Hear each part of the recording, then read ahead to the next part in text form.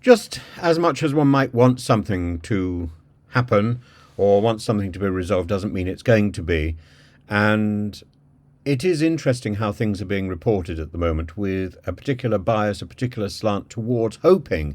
It's an optimistic press at the moment, and a press which is only too happy to blame the previous government. So, for example, the Hallett inquiry into COVID, the Guardian and one or two other sources pointed out that the Hallett inquiry specifically blamed distraction, the previous government's distraction by Brexit, for the inadequate preparation and indeed for preparing for an influenza outbreak rather than any other form of outbreak. They simply weren't ready.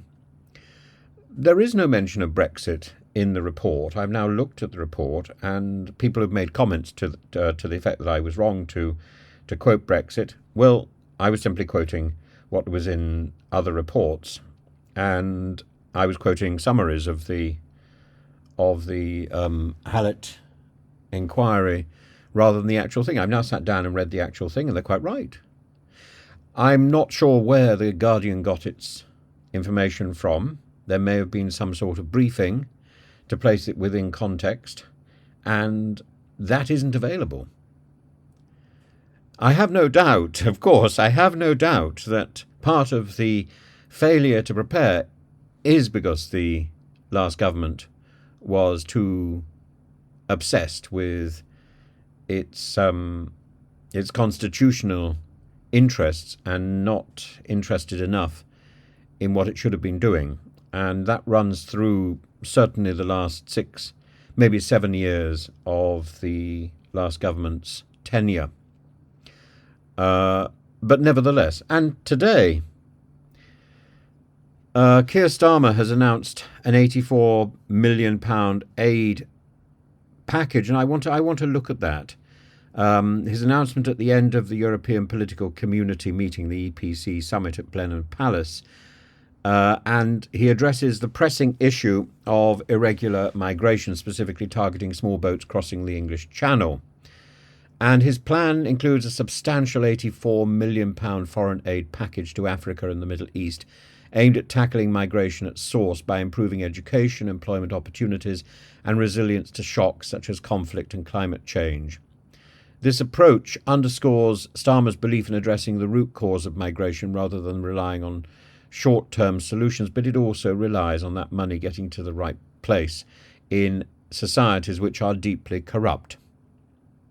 So I think it's an optimistic use of money rather than a credible use of money. Starmer's criticism of the previous Conservative government's handling of migration as a dereliction of duty reflects his frustration with their approach, particularly the controversial Rwanda scheme, which he labelled an expensive gimmick, and he's right. This scheme, designed to send illegal migrants to Rwanda, faced significant legal challenges and failed to materialise effectively.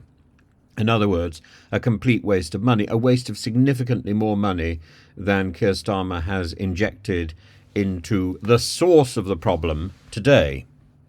Starmer's decision to scrap this plan aligns with his commitment to practical and humane solutions that respect international law. As he stated, we will never withdraw from the European Convention on Human Rights, or the European Court of Human Rights. The proposed £84 million aid package is a commendable step, but it's a first step towards addressing the root causes of migration.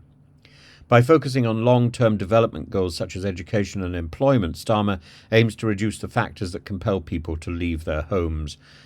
It's a holistic approach, but it faces significant challenges, and critics have already started to argue that while addressing root causes is essential, the immediate pressures and dangers of irregular migration require urgent, effective responses.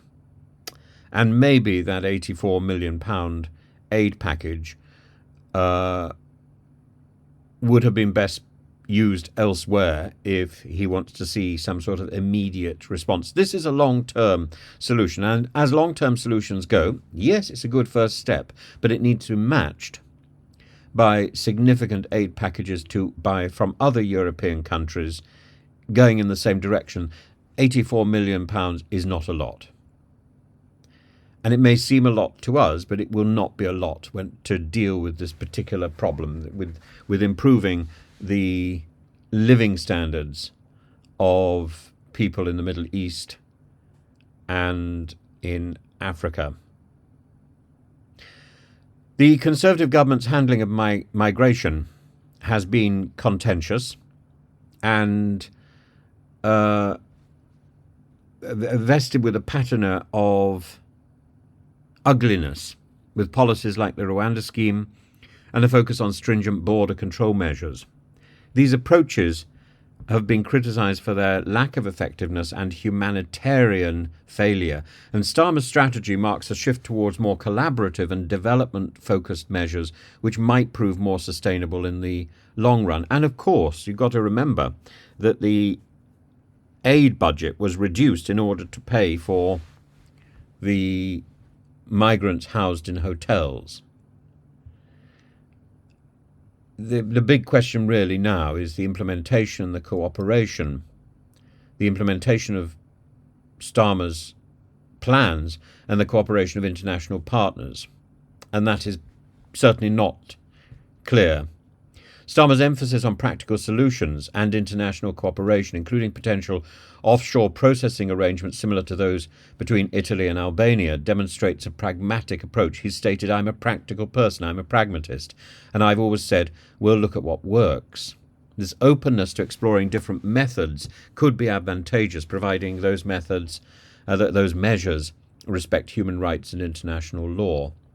And critics of Starmer's plan may argue that the proposed aid package, while beneficial, may not be sufficient to address the immediate crisis of irregular migration. The complexity of migration requires multifaceted solutions, including robust border security, efficient processing systems, international partnerships. Additionally, some might view the aid package as a continuation of policies that fail to address the immediate humanitarian needs of those migrants already in transit and already entrapped by smugglers and traffickers. So Keir Starmer's migration deal represents a significant shift in tone from the previous government's policies, focusing on long-term development and international cooperation. And while his approach to addressing the root causes is laudable, its success will depend on effective implementation and international collaboration, and the criticisms highlight the need for a balanced strategy that addresses both immediate and long-term challenges of irregular migration.